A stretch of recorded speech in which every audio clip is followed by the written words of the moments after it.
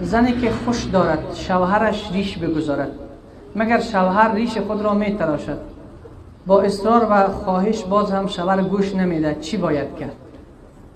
اولی که مادرای گرامی ریش گذاشتن واجب هست.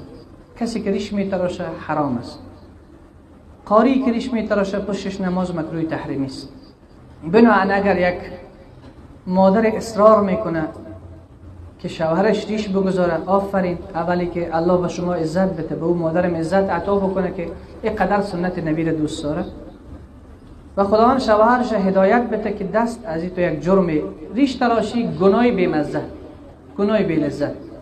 هر گناه یک لذت دارد ولی ریش تراشی که یک گناه بی لذت.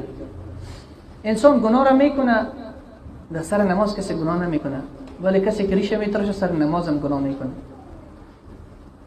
در ماه مبارک رمضان هم گناه میکنه، به تراویح هم گناه میکنه.